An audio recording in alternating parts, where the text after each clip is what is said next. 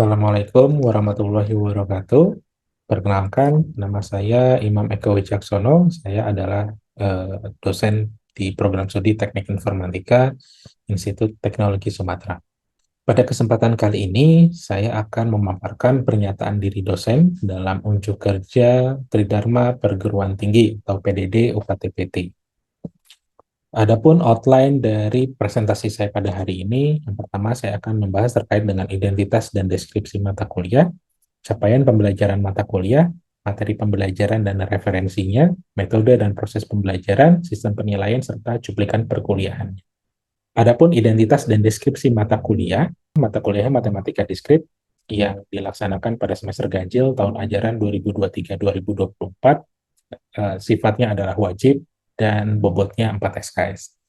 Adapun deskripsi mata kuliah ini bertujuan agar mahasiswa memiliki pemahaman atas matematika diskrit yang diawali dengan pengenalan matematika diskrit, yang selanjutnya dibahas berkaitan dengan himpunan, relasi, fungsi, graf, pohon, serta kompleksitas algoritma. Adapun capaian pembelajaran mata kuliah yang pertama, mahasiswa diharapkan memiliki kemampuan dalam logika berpikir komputasional secara matematis dan terstruktur, serta mengembangkannya dalam persoalan pada bidang sistem dan teknologi informasi. Yang kedua, mahasiswa diharapkan memiliki pengetahuan untuk mengidentifikasi serta menganalisis permasalahan untuk menyelesaikan masalah dengan menerapkan dasar-dasar matematika, algoritma, logika, serta konsep pemodelan dan perancangan sistem atau algoritma untuk menyelesaikan suatu permasalahan serta dapat mengukur kompleksitas dari suatu model yang telah dirancang. Materi pembelajarannya terdiri dari 10 materi. Yang pertama adalah logika, himpunan, kombinatorial, relasi fungsi, aljabar boolean, induksi matematik, teori bilangan, graf pohon, dan yang terakhir adalah kompleksitas algoritma. Buku referensi utama yang digunakan adalah buku Kenneth Rosen, yang berjudul Discrete Mathematics and Application to Computer Science.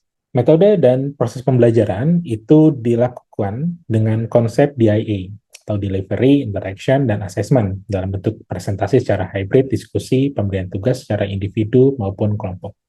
Adapun sistem penilaian yang dilakukan terdiri dari 4 penilaian. Yang pertama adalah tugas, kuis, UTS, dan UAS. Adapun mapping antara bobot persentase tugas kuis UTS UAS dengan CPMK dijabarkan pada tabel di bawah, serta rentang penilaian disajikan pada tabel yang di atas. Untuk mendukung perkuliahan yang diselenggarakan secara hybrid, saya menggunakan Google Classroom untuk manajemen perkuliahan matematika diskrit. Kelas yang saya ampu ada 2, yaitu matematika diskrit kelas RA dan kelas RB. Google Classroom digunakan untuk pemberian pengumuman dari dosen kepada mahasiswa, lalu pemberian tugas, pemberian slide perkuliahan, maupun link video perkuliahan yang telah dilaksanakan sebelumnya. Untuk cuplikan perkuliahan, saya akan mengambil salah satu video perkuliahan yang telah dilaksanakan sebelumnya, yaitu materi pertemuan ke-9 terkait dengan induksi matematika yang telah dilaksanakan pada tanggal 27 Oktober tahun 2023. Berikut adalah cuplikan perkuliahan matematika diskrit yang telah dilaksanakan sebelumnya. Nah, yang berikutnya kita akan belajar prinsip induksi kuat. Apa itu prinsip induksi kuat? Nah, kalau yang sebelumnya kita sudah belajar prinsip induksi sederhana. Prinsip induksi sederhana, langkah-langkah penyelesaiannya, yang pertama kita tentukan basisnya dulu, lalu yang kedua adalah langkah induksinya. Langkah induksi terbagi 2, ada hipotesis induksi, dan yang kedua langkah penyelesaian, seperti itu. Pada prinsip induksi sederhana, nilai N-nya itu kita mulai dari 1. Tapi kalau prinsip induksi yang dirampatkan tidak harus dimulai dari N-nya 1 gitu ya. Bisa 2, 3, 4, 5, dan seterusnya. Lalu prinsip induksi kuat itu apa sih? Prinsip induksi kuat itu sebenarnya sama seperti prinsip induksi yang dirampatkan. Kita mulai bilangannya itu dari N0. Jadi tidak harus dimulai dari 1 gitu ya. Kita mulai bilangannya dari N0. Bisa berapapun bilangan bulatnya. Lalu yang kedua apa perbedaannya? Yang kedua itu adalah pada bagian hipotesis itu kita tidak hanya membuktikan bahwa PN itu benar, kita juga perlu membuktikan bahwa PN0 benar, PN0 plus 1 benar, PN0 plus 2 benar, dan seterusnya gitu. Sampai dengan PN benar. Jadi yang kita asumsikan benar tidak hanya PN saja, tetapi PN0, PN0 plus 1, PN0 plus 2, dan seterusnya gitu ya. Untuk membuktikan apakah PN plus 1 juga benar, seperti itu. Perbedaannya hanya di situ saja dengan prinsip induksi yang dirampatkan seperti itu. Nah, di sini kata-katanya apa? Kadang-kadang diperlukan lebih dari satu hipotesis induksi untuk membuktikan sebuah pernyataan. Untuk itu kita menggunakan prinsip induksi kuat atau strongly induction principle. Jadi kuatnya itu di mana? Kuatnya nggak hanya hipotesisnya cuma satu gitu ya. Jadi hipotesisnya bisa ada banyak. Makanya dia disebut sebagai prinsip yang lebih kuat seperti itu. Lalu misalkan PN adalah pernyataan perihal bilangan bulat, oh ya pasti gitu ya, karena ini yang akan kita buktikan seperti itu. Kita ingin membuktikan bahwa PN benar untuk semua bilangan bulat N lebih besar dari N0. Untuk membuktikan ini, ya ini basisnya gitu ya, sama seperti yang lain. PN0 benar. Terus yang kedua, jika PN0 benar, PN0 plus 1 benar, dan seterusnya sampai dengan PN benar, maka PN plus 1 juga benar untuk semua N lebih besar dari N0. Oh, ini mirip-mirip seperti prinsip induksi yang dirampatkan. Cuma perbedaannya hipotesisnya bertambah saja gitu. Tidak hanya PN saja. Lalu pada poin nomor 2 terdapat lebih dari satu hipotesis seperti tadi yang saya jelaskan. Yaitu mengasumsikan bahwa PN0, PN0 plus 1, PN0 plus 2, dan seterusnya sampai dengan PN itu juga benar. Seperti itu. Itu prinsip induksi kuat. Seperti itu ya. Lalu contohnya seperti apa sih? Contohnya seperti ini. Misalkan ada pernyataan seperti ini. Bilangan bulat positif disebut bilangan prima jika dan hanya jika bilangan bulat tersebut habis dibagi dengan satu dan dirinya sendiri. Masih ingat zaman dulu teman-teman belajar bilangan prima gitu ya. Bilangan prima itu apa sih? Bilangan yang hanya habis dibagi atau sisanya 0 gitu kalau dibagi dengan bilangan satu atau dirinya sendiri. Contohnya apa bilangan prima? Contohnya 2, terus apa lagi?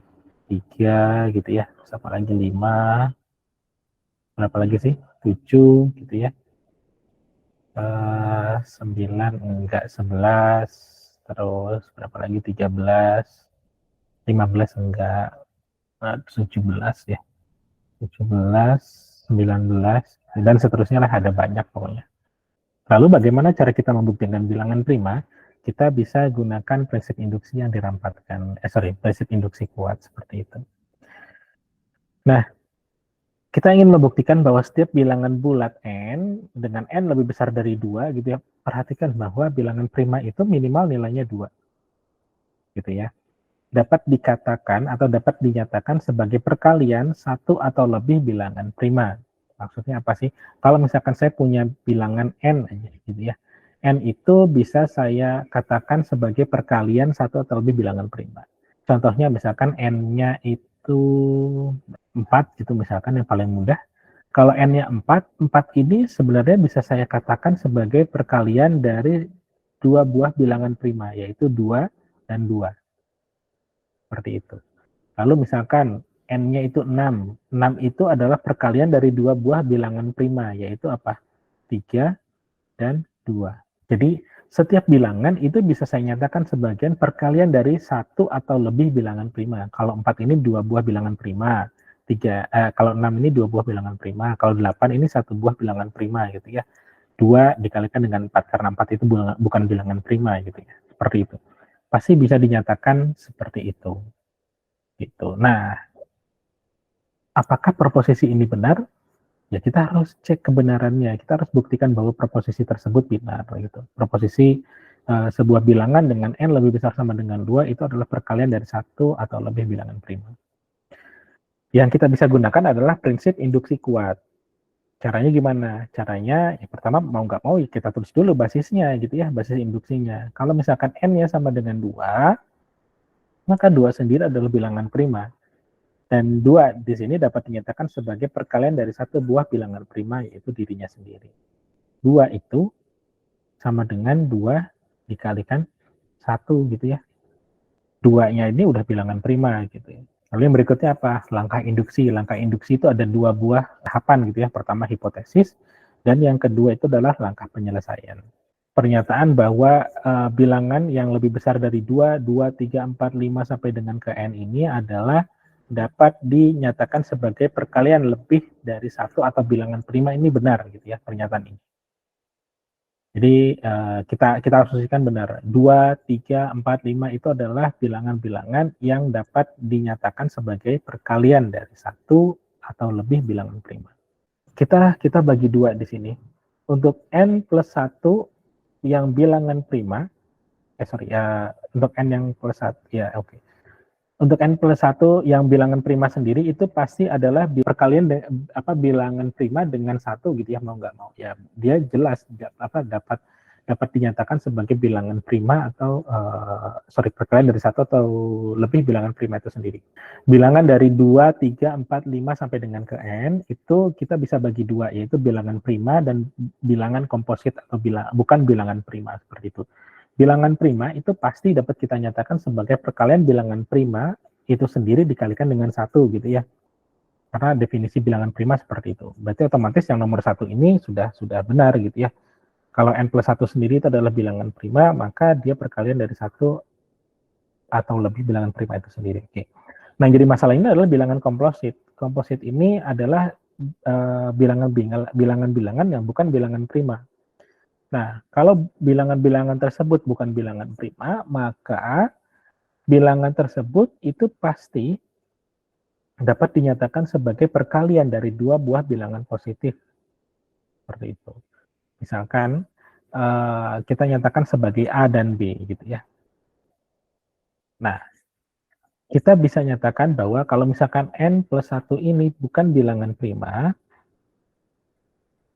berarti n plus 1 ini bisa, kalau misalkan kita bagi dengan suatu bilangan bulat tertentu, dia akan menghasilkan suatu bilangan B gitu ya, bilangan tertentu yang habis dibagi gitu, atau yang tidak memiliki sisa. Nah, makanya kalau kita bisa buat bilangan komposit atau bukan bilangan prima ini sebagai perkalian dari bilangan tertentu, itu kita bisa katakan bahwa ya memang berarti bilangan tersebut merupakan perkalian dari 1 atau lebih bilangan prima. Kenapa? Karena gini, kalau misalkan saya punya n plus 1 dibagi A, itu sama dengan B, artinya apa? N plus 1 kalau saya bagi dengan A, hasilnya B tanpa ada sisa, gitu ya, tanpa ada sisa. Karena setiap bilangan yang bukan bilangan prima atau bilangan komposit, itu pasti kita bisa cari pembaginya yang memiliki sisa 0 gitu, atau modulunya sama dengan 0. Nah, dari sini saya akhirnya punya bentuk persamaan seperti ini. N plus 1 dibagi A sama dengan B. Maka di sini saya bisa tuliskan bahwa N plus 1, kalau A-nya saya pindahkan ke kanan, berarti N plus 1 itu sama dengan A dikalikan dengan B gitu ya. Itu di sini. Nah, sampai di sini sudah selesai atau belum? Belum gitu. Sampai di sini belum selesai. Ada tahapan yang perlu kita pelajari bersama. Nah, kita akan menuliskan bahwa A itu kurang dari sama dengan B. Kenapa perlu saya tuliskan menjadi bentuk A kurang dari sama dengan B?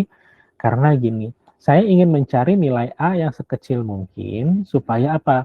Bilangan N plus 1 tersebut itu habis dibagi dan menghasilkan hasil baginya B, seperti itu. Makanya di sini saya tuliskan A kurang dari sama dengan B.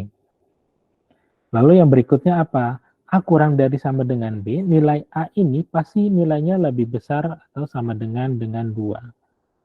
Loh, kenapa seperti ini? Kenapa nilai A itu lebih besar sama dengan 2? Karena bilangan A itu paling kecil nilainya 2. Kenapa nilainya 2? Karena kalau bilangan genap, N plus 1 bilangan genap, saya bagi dengan 2, itu pasti akan menghasilkan suatu bilangan B yang tidak memiliki sisa. Gitu. Contohnya berapa? Contohnya 18 misalkan. Saya bagi 2, 9. Oke, nggak punya sisa. 20 saya bagi 2 itu pasti 10. 22 saya bagi 2, 11, dan seterusnya. Pasti kalau saya bagi 2 untuk bilangan genap, itu dia tidak akan memiliki sisa. Seperti itu. Ya, berbeda dengan kalau misalkan yang kita bagi itu adalah bilangan ganjil. Bilangan ganjil itu nilainya tidak hanya 2 gitu ya. Kita bisa mencari nilai bilangan ganjil pembaginya berapapun gitu ya. Misalkan 3, 5, 7, 9, 10 dan seterusnya gitu ya. Yang akan habis membagi si bilangan n+1 di sini, seperti itu. Nah, makanya di sini nilai A itu lebih besar sama dengan 2. Kita ambil nilai bilangan berapapun, bisa 3, 4, 5, 6, 7, dan seterusnya. Untuk membagi bilangan n+1 sehingga dia tidak memiliki sisa. Nah, yang kita perlu pastikan adalah nilai A dan B ini itu lebih besar dari 2, oke, alasannya karena tadi, dan dia akan kurang dari sama dengan N. Mengapa ini perlu kita pastikan? A kurang dari sama dengan B, kalau A kurang dari sama dengan B yang tadi ya, saya ingin mengambil nilai A atau pembaginya yang sekecil mungkin sehingga hasil baginya, sisanya itu sama dengan 0. Karena kita nggak perlu ngambil yang besar-besar gitu ya. Nah, berikutnya adalah saya ingin nilai A dan B ini kurang dari sama dengan N gitu ya, atau kurang dari sama dengan bilangan yang sedang kita bagi gitu. Nah, yang perlu kita pastikan sebenarnya adalah ini, A itu harus kurang dari sama dengan N. Mengapa A perlu kita pastikan kurang dari sama dengan N? Karena gini, saya di sini punya bilangan N+1, saya bagi dengan A, itu akan menghasilkan B. Jika nilai A ini itu lebih besar dari N, gitu ya, atau N+1 lah, gitu. Kalau N+1, saya bagi nilainya jadi apa? Jadi 1 gitu ya, karena N+1 dibagi N+1 sama dengan 1. Tapi kalau nilai A itu lebih besar dari N, misalkan N+1, N+2, N+3, dan seterusnya, maka hasil baginya ini akan kurang dari 1. Contohnya misalkan gini, N ini adalah misalkan 7. Lalu A-nya itu bilangan yang lebih besar dari 7. A-nya misalkan nilainya 10 lah gitu, saya anggap nilainya 10. Lalu kedua bilangan ini saya masukkan ke dalam bentuk yang ini gitu. N+1 dibagi A sama dengan B. N+1 dibagi A sama dengan B. Nah, N+1 dibagi A, N-nya 7 berarti N+1-nya 8 gitu ya, sama dengan 8 dibagi A-nya 10. Ini sama dengan berapa? Hasil baginya itu 0. Hasil baginya 0. Sisa baginya 8. Nah, makanya karena yang kita inginkan itu adalah membagi habis si N+1 tanpa sisa, ini perlu saya highlight di sini, maka nilai si A ini tidak boleh lebih dari N. Gitu. Karena kalau lebih dari N, hasil baginya itu akan bersisa. Gitu. Seperti itu ya. Ini makanya perlu bagian yang kotak ini gitu ya. 2 kurang dari sama dengan A, kurang dari sama dengan B, kurang dari sama dengan N. Yang bagian ini. Nah, kalau ini sudah terpenuhi gitu ya, oke. Kita kembali lagi ke soal yang tadi gitu ya. Jika N+1 bukan bilangan prima, maka terdapat bilangan positif A yang habis membagi N+1 tanpa sisa. Bentuknya seperti ini. Atau mudahnya saya tuliskan bentuk seperti ini gitu ya. N+1 itu sama dengan A dikalikan dengan B atau yang bagian ini. Dengan apa? Dengan ketentuan bahwa nilai A itu lebih besar sama dengan 2, tapi dia kurang dari sama dengan B, dan dia juga kurang dari sama dengan N, seperti itu. Nah, maka menurut hipotesis induksi, A dan B ini dapat dinyatakan sebagai perkalian dari satu atau lebih bilangan prima. A ini tadi bisa saja nilainya 2 gitu kalau untuk bilangan genap. Kalau A-nya sama dengan 2, ya otomatis berarti benar. Untuk bilangan genap itu adalah perkalian dari satu atau lebih bilangan prima. A-nya itu kita ambil nilai yang paling kecil gitu ya. Lalu kalau dia bilangan ganjil, A-nya itu saya ambil bilangan ganjil terkecil atau ya bilangan-bilangan terkecil yang habis membagi n plus 1 sehingga bisa menghasilkan B seperti itu. Nah, makanya biasanya A itu merupakan bilangan prima. B itu bisa bilangan prima, bisa bukan bilangan prima, tergantung dari hasil bagi seperti itu. Nah, oleh sebab itu dapat kita nyatakan bahwa ternyata untuk n plus 1 yang bukan bilangan prima, saya bisa bentuk menjadi bentuk seperti ini. N plus 1 sama dengan AB, dan AB sendiri itu adalah perkalian dari satu atau lebih bilangan prima. Lalu berarti kesimpulannya apa? Jelas dapat dinyatakan bahwa N plus 1 itu atau ya bilangan N yang lebih besar dari 2 itu adalah perkalian dari bilangan satu atau lebih bilangan prima. Seperti itu. Karena apa? Karena ini. N plus 1 itu sama dengan A dikalikan dengan B. Gitu. Sampai sini ada yang mau ditanyakan nggak? Mungkin penjelasannya terlalu panjang gitu ya. Silakan jika ada yang masih bingung gitu ya dengan penjelasannya, silakan boleh ditanyakan. Baik Pak, izin bertanya Pak. Jadi yang N plus 1 itu artinya perkalian A dan B. Artinya A dan B ini adalah bilangan prima Pak, dua-duanya? Tidak harus bilangan prima dua-duanya. Oh begitu. Karena kan kalau misalkan bilangan prima dua-duanya tidak bisa Pak. Misalkan N-nya saya ambil 7. 7 sama 1 kan 8. Jadi kan 48 itu 4 kali 2 ya, seperti tadi Bapak jelaskan. Jadi kalau seandainya A dan B ini harus bilangan prima, berarti tidak ada yang menghasilkan 8 seperti itu ya Pak. Jadi bukan bilangan prima ya Pak, A atau B itu? Tidak harus keduanya bilangan prima, tapi minimal satu bilangan prima gitu. Oh minimal satu. Oh ya, oh baik Pak. Oke. Terima kasih Pak. Oh ya, sama-sama. Terima kasih Aditya pertanyaannya. Ya bagus, kita ini langsung ke contohnya. Jadi contohnya misalkan kalau bilangan genap itu kan pasti 2 dikalikan dengan bilangan tertentu gitu ya. 2 sendiri juga bilangan prima gitu. Otomatis dia merupakan perkalian dari satu atau lebih bilangan prima. Contohnya kalau misalkan 6 itu kan 2 dikalikan 3. Oke, dua-duanya bilangan prima. Tapi kalau 8, 2 dikalikan dengan 4, 4-nya sendiri bukan bilangan prima, tapi 2 bilangan prima. Berarti minimal ada satu perkalian bilangan prima gitu ya. Lalu kalau misalkan itu bilangan genap, kalau bilangan ganjil gimana? Bilangan ganjil misalkan berapa ya?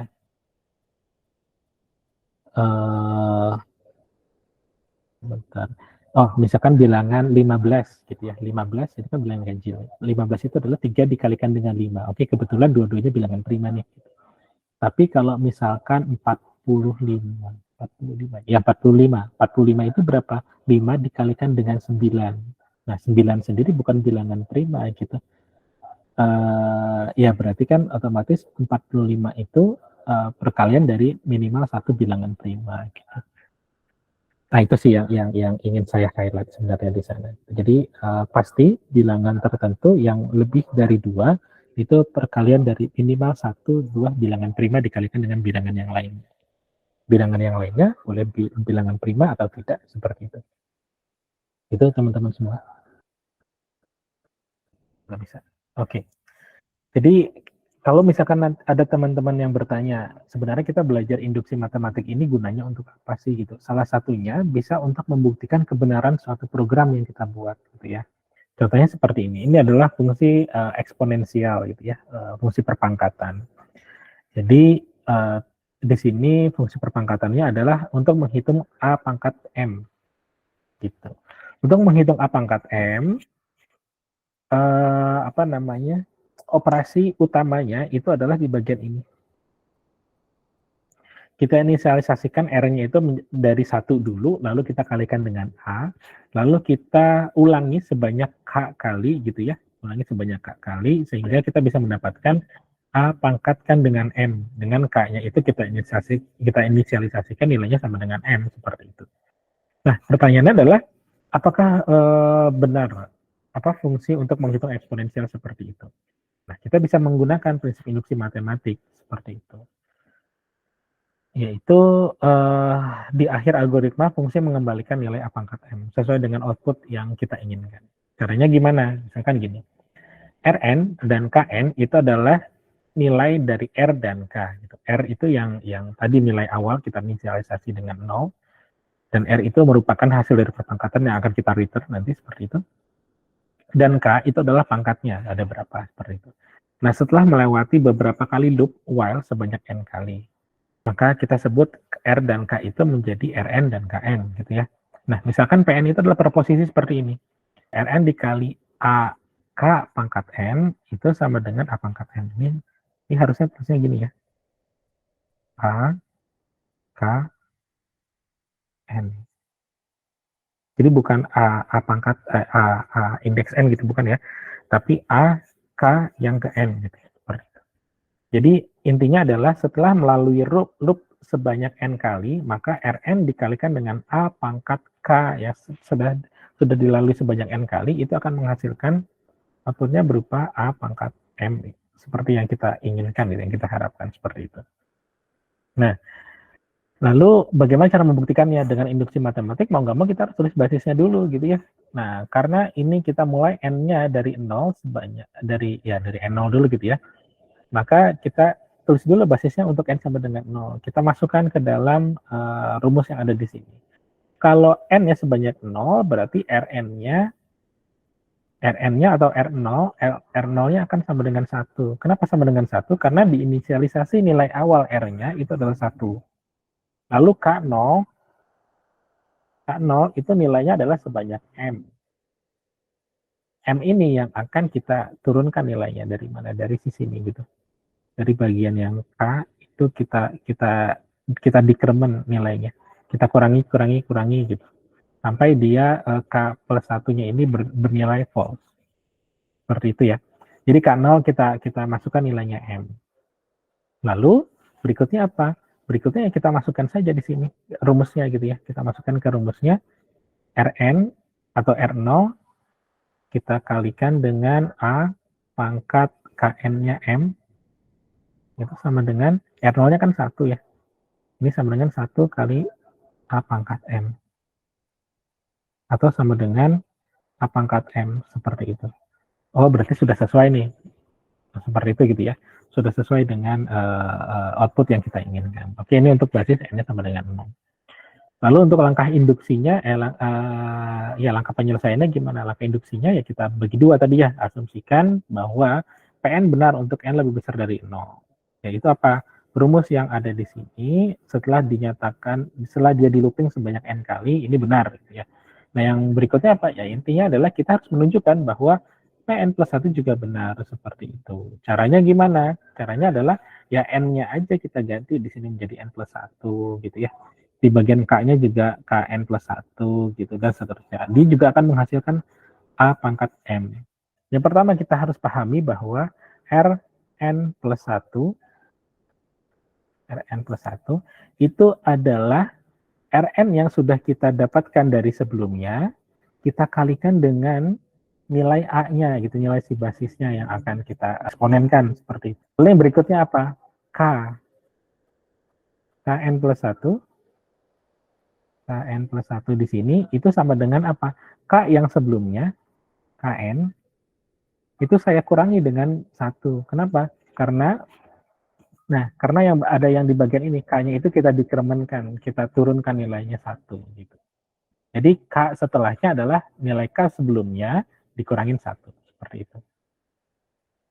Yang perlu kita pahami dua ini dulu. Kalau kita sudah pahami, oke, kita akan berlanjut ke membuktikan bahwa Rn plus 1 dikalikan dengan A pangkat K N plus 1, nulisnya agak susah. N plus 1 itu tetap akan sama dengan A pangkat M juga. Apakah ini benar gitu ya? Nah, gitu. Oke, silakan. Kalau ada yang mau ditanyakan atau didiskusikan.